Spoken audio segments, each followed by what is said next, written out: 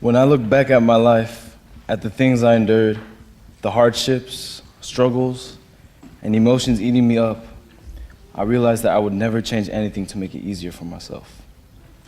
All those factors made me the person I'm proud to be, the person my friends are glad to see, the student my teachers appreciate, the son my mom can count on, and the brother that always looks after his siblings. I grew up in the impoverished town across the tracks called East Palo Alto. It wasn't always easy. It was a small ghetto filled with crime, theft, street art, cheap food, bus stops with vandalism. The town next to us was very different, Palo Alto. Every school day, my dad would drive my sisters and me to our schools in Palo Alto. We would close our eyes and listen. In East Palo Alto, we would feel the car shiver as it drove down the broken roads of our town. Hear the horns of aggressive drivers, the squeal of brakes needing new pads, and the thumping of rap music. But we would hear other sounds too, laughter, loud enough to be heard all the way from the street to your car window. People singing to their radios, loud conversations from across the street. And as soon as you drove over the highway to Palo Alto, we heard nothing. It was peaceful, but also kind of boring. Polynesians. In East Palo Alto, we got a lot of Tongans.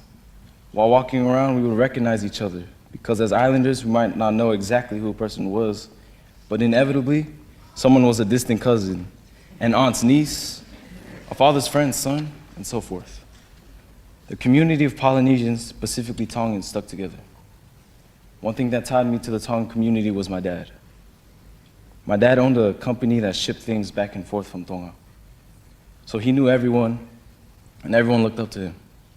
I looked up to him, and I feared him too. Our relationship wasn't very close. From what I can remember, it was more like I would learn what to do from watching him all the time. And he wouldn't exactly teach me to do things. He would assume that I was smart enough to get it by watching him. From the way I look at myself now, he was right. My dad was strong. He taught me that I'm smart and creative like him. He's responsible for my fierce side. Whenever I can't say no or I'm afraid, I think of him. He would never back down. Another important person in my life was my grandma, Tatai Konozi. She raised all of us, including my 3 sisters and my 2 cousins. She taught us church morals, common morals, and how to treat your siblings.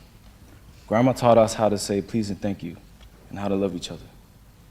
I was the only boy, so I was a bit of a favorite.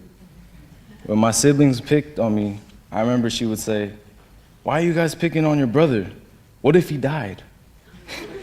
Then everyone starts bursting into tears and came to me and say, "I don't want you to die. I'm sorry, Junior, don't die."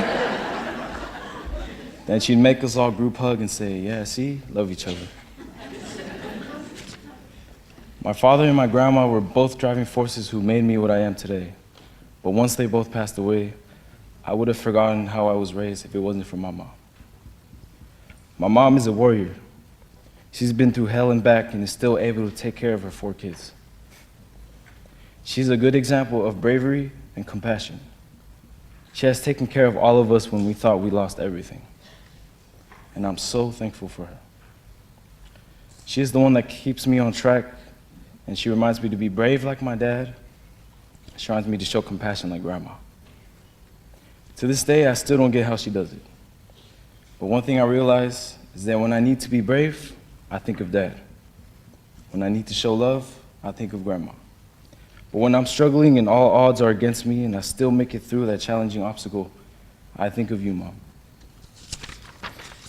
You are a survivor and my inspiration to keep me going. I guess I should mention my sisters.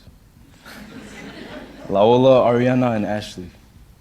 You guys tell me that I smell like cheap cologne.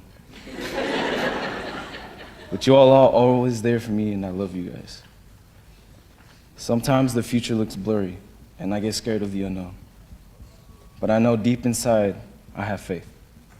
My message to you is, don't let your past beat you down. That's part of you. Embrace it. Let the challenges shape you to be stronger. Have faith in what you do and never look down at yourself. Be brave like my dad, show compassion like grandma, and get through it all like mom. My name is Anthony Amanoni, and I will be attending Sacramento State University.